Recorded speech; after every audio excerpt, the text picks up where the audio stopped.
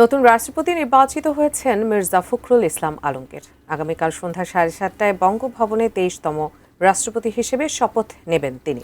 বৃহস্পতিবার জাতীয় সংসদ ভবনে অনুষ্ঠিত ভোটাভুটিতে বিএনপির প্রার্থী হিসেবে সংসদ সদস্যদের 243টি ভোট পেয়েছেন তিনি। তার প্রতিদ্বন্দ্বী জামাত ইসলামী নেতৃত্বাধীন 11 দলীয় জোটের প্রার্থী অবসরপ্রাপ্ত কর্নেল অলি আহমেদ পেয়েছেন 88টি ভোট। আরিফ জামালের রিপোর্টে বিস্তারিত। রাষ্ট্রপতি নির্বাচনের সম্মানিত ভোটার সংবিধানের 70 অনুচ্ছেদ অনুযায়ী দলের সিদ্ধান্তের বাইরে ভোট দেওয়ার সুযোগ না থাকায় রাষ্ট্রপতি নির্বাচনে সংখ্যাগরিষ্ঠ সরকারি দলীয় প্রার্থী জয়ী হবেন এটাই নিশ্চিত ছিল। তারপরেও গণতন্ত্রের সৌন্দর্য ভোটের মাধ্যমে দীর্ঘ 35 বছর পর বৃহস্পতিবার অনুষ্ঠিত হল রাষ্ট্রপতি নির্বাচন। এ উপলক্ষে বেলা 2টায় জাতীয় সংসদ ভবনের অধিবেশন কক্ষে আয়োজিত বিশেষ সভার শুরুতেই ভোটের নিয়মকানুন ও দুই প্রার্থীর নাম ঘোষণা করেন সভার সভাপতি ও নির্বাচনী কর্তা CCAMM নাসির উদ্দিন।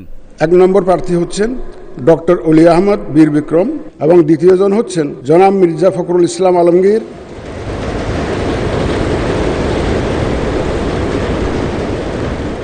ভোটগ্রহণ শুরু হলে অস্থায়ী রাষ্ট্রপতি হাফিজউদ্দিন আহমেদ বীর বিক্রম ও ভারপ্রাপ্ত স্পিকার কায়সার কামাল প্রথমে ভোট দেন।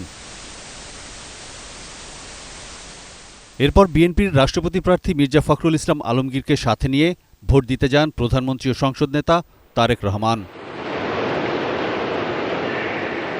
প্রথমে প্রধানমন্ত্রী ও পরে বিএনপির প্রার্থী ভোট দেন।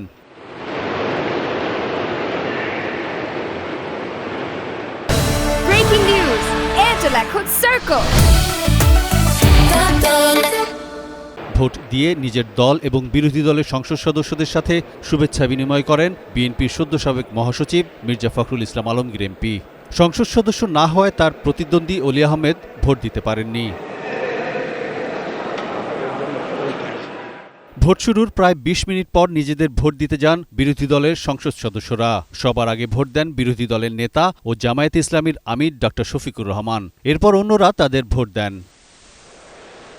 শুরুর প্রথম ঘণ্টার মধ্যেই প্রায় সব সংসদ সদস্য তাদের ভোট দিয়ে দিলেও ভোটের জন্য নির্ধারিত 3 ঘণ্টা শেষে বিকেল 5টায় রাষ্ট্রপতি নির্বাচনের ভোট গণনা শুরু হয়। গণনা শেষে নির্বাচনের ফলাফল ঘোষণা করেন নির্বাচনী কর্তা AMM নাসির উদ্দিন। ডক্টর অলি আহমদ বীর বিক্রম পেয়েছেন 88টি ভোট, 88 ভোটস, এবং জনাব মির্জা ফখরুল ইসলাম আলমগীর পেয়েছেন 255 ভোট, 255।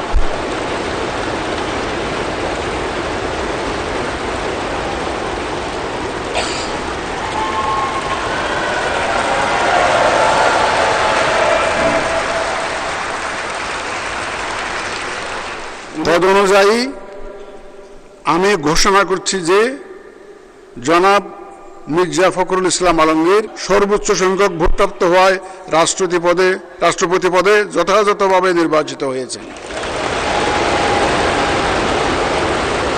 সংসদীয় গণতন্ত্র পুনঃপ্রবর্তনের পর একাধিক প্রার্থী থাকায় সবশেষ 1991 সালে রাষ্ট্রপতি নির্বাচনের ভোট হয়। এরপর 7 জন রাষ্ট্রপতি হয়েছিলেন বিনা প্রতিদ্বন্দ্বিতায়। গুরুতর অসুস্থতার কারণ দেখিয়ে গত 24 জুলাই সবশেষ রাষ্ট্রপতি মোহাম্মদ শাহাবুদ্দিন পদত্যাগ করেন।